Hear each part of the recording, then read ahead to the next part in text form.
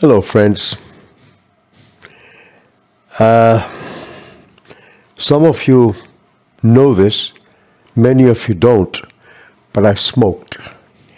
And I smoked 40 cigarettes, 2 packs a day for over 20 years. This was way back in 73 onwards until 93. Oh, I smoked different kinds of cigarettes, but never Marlboro. I don't know. I just never got around smoking the Marlboro country cigarette. I smoked Pall Malls for many years. They were filterless cigarettes, excellent flavor, strong. And then later, listening to my friend Praveen Ramani, who said that please stop smoking, but if you can't stop, at least smoke a mild cigarette, which is less harmful to you. So I switched to Merit and then cartons. I smoked cartons for the last few years. I don't think any cigarette is safe. None are safe. But at least it had low tar and less nicotine. But they didn't taste good. Pall Mall tasted very good. Lucky Strikes did too. I liked Lucky. Camels, I didn't like the Turkish blend. And then I did smoke cigars once in a while, but the aroma of cigar wasn't my cup of tea. My cup of tea for a cigar. But I did like the aroma of a pipe's tobacco. And Borkum Riff was a brand. It came in a beautiful foldable pouch. And they came in whiskey and rum and champagne and cognac and all those delicious and very aromatic flavors. And I really enjoyed them. I still have a couple of pipes sitting somewhere in my house. Now, quitting cigarettes was a big problem. I tried to do it a couple of times. Once because a co-worker at the restaurant I used to work at, Ben Johnson's, she was a very nice person, Marilyn. And she said, "Jimmy, you shouldn't be smoking." I said, "I know," but he said, "No, you can quit. I don't smoke. She doesn't smoke. He doesn't smoke. So many of us don't smoke, so why should you?" I tried to quit for about a few days, but then couldn't handle it. Went back to smoking. Then there was a hypnotist in town, Jackson, Mississippi, and they advertised that they can help you quit smoking. The fees were about $25. And it was guaranteed. He said, if you don't stop smoking in our first session, you can attend the second and the third and the fourth free. So I went. And I tried to find company, but none of my smoking friends wanted to go with me. Piku didn't, and Larry Haggard didn't, and Manubhai Patel didn't, and a lot of folks didn't. So I went by myself. It's quite a crowd. There were some women there and some men there, older, younger, teenagers, all kinds. And the person, the hypnotist, I forgot his name, was not a towering personality as you see them in movies and stuff, but a regular guy. But he did have piercing eyes and a very, very nice, deep voice. And he talked to us generally about this and that and other, and slowly he got us into the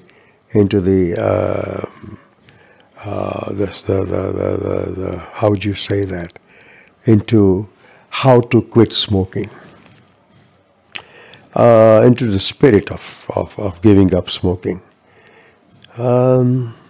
He gave us a glass of, gave us a paper cup each, and then poured, I think it was 7-Up or something like that.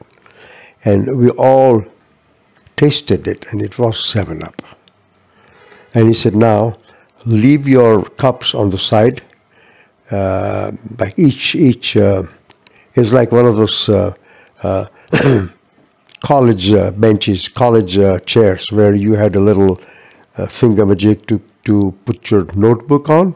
So he said, you put your cups on there and just listen to me and close your eyes. So we did that. We listened to his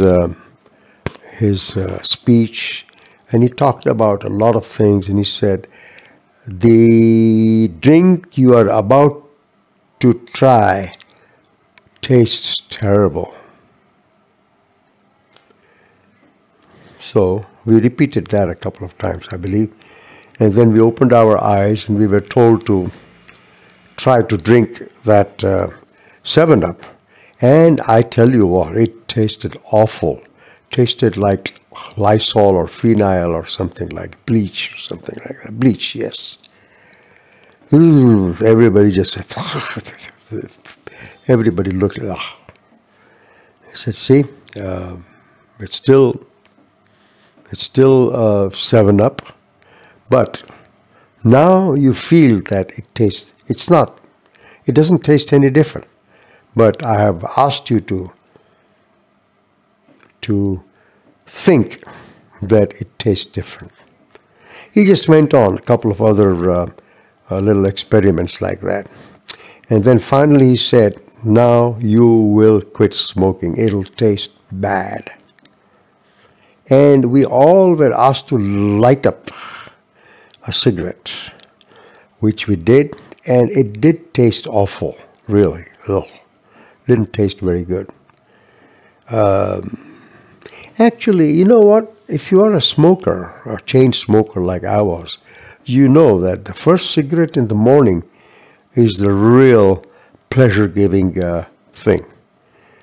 Second, third, well, okay, but then when you come to fifth, sixth, seventh, eighth, it's just a habit. You don't enjoy it. You don't derive pleasure out of it.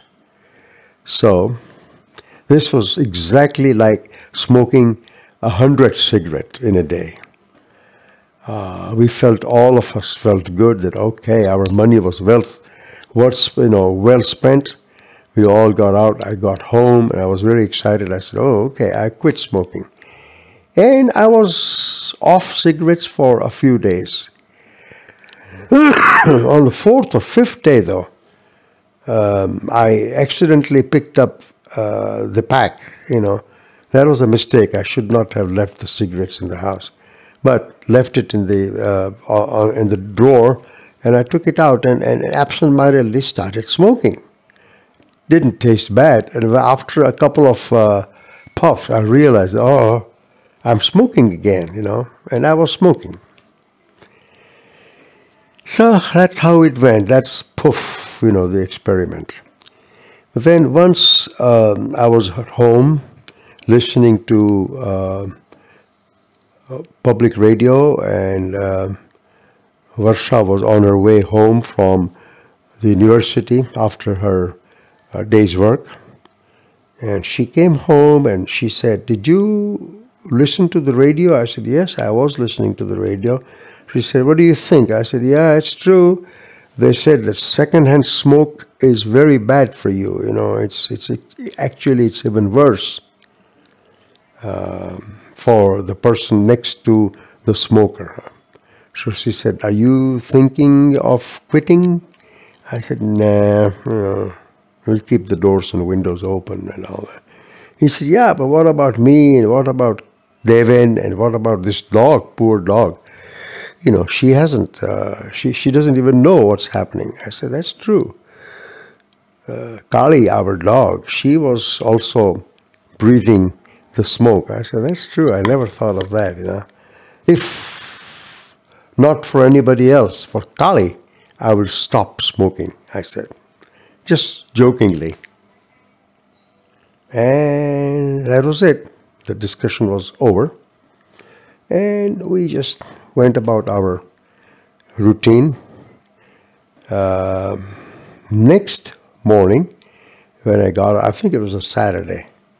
Next morning when I got up and had my tea and I was about to reach for my cigarettes, Harsha said, "Oh, I thought you were going to quit for Kali's sake."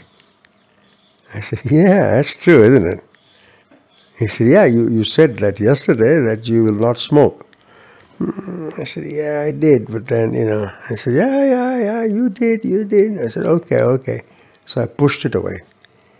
And Varsha had already got a month before those nicotine patches which go here, and they kind of provide nicotine to your body so that the craving is low.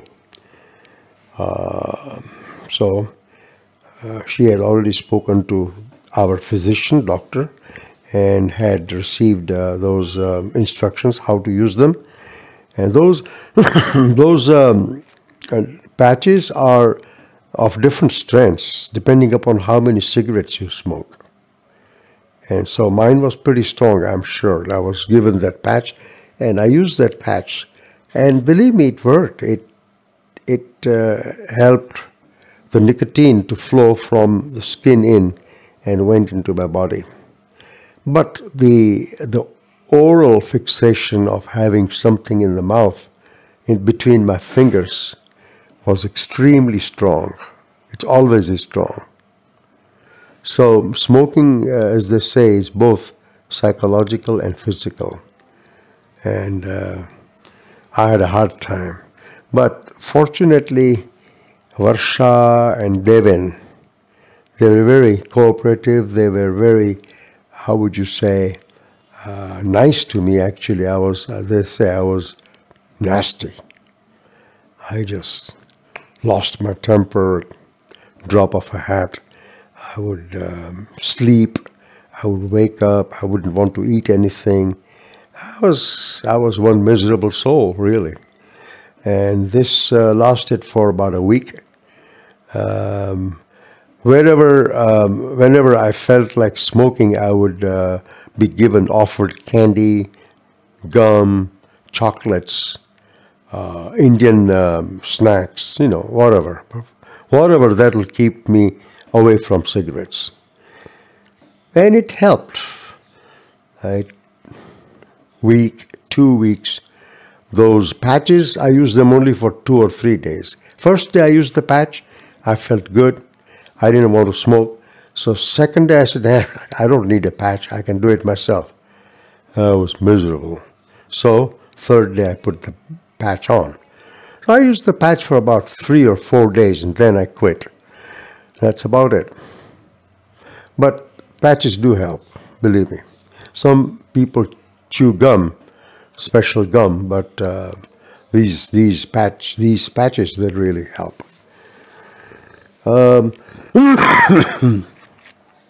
Several months, and I was totally out of the habit. My friends, especially Larry and Bhikkhu, they both were smokers. They wouldn't come and see me. I said, "Hey guys, what's up? Why aren't you coming?" He said, "Well, Jay, we don't want to come and smoke in front of you and kind of make you feel miserable and then maybe make you start. We don't want to be a reason you start smoking again." I said, "Don't worry about it. I'm not going to start smoking just by looking at you guys." I said, "Oh, okay." So they came about 10 days after I had quit smoking. And they tried not to smoke, in front of me. And I could see that they were getting a little fidgety. I said, "Come on, guys, smoke. It is not going to bother me. This will be a good test." No. But then finally they did smoke. And those days, back in the early 90s, smoking in the house was okay. Larry said, okay, but I wanted to tell you one thing. I said, just because you have quit smoking, don't you go and preach us to quit smoking. He said, we won't take it from you. I said, yes, sir. I am quitting. You don't have to quit.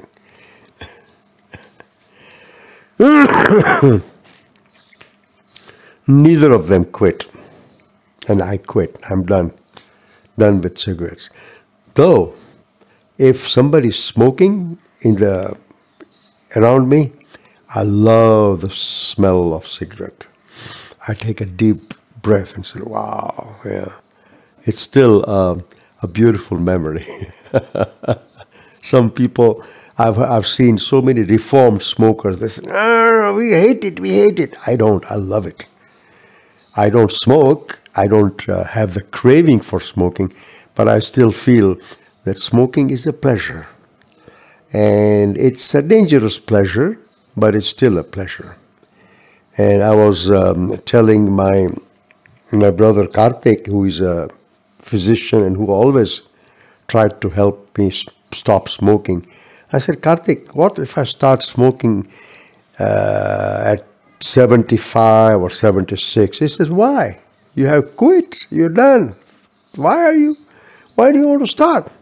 I said, yeah, what difference does it make, if I start at 75, 76? I may have 3 or 4 years to go. He said, you don't want to do that. So I haven't.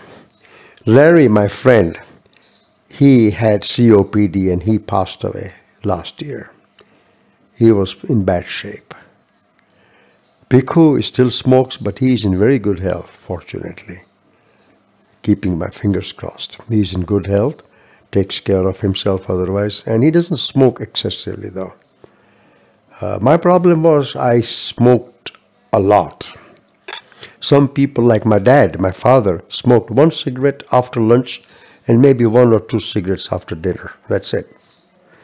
While I had 6 fingers on this hand. There was always a cigarette burning. So now I'm a reformed smoker and I'm happy and I'm proud, and I thank both Devin and Varsha for really helping me and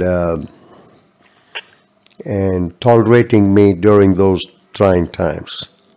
Believe me, I was bad. I remember now how bad I was.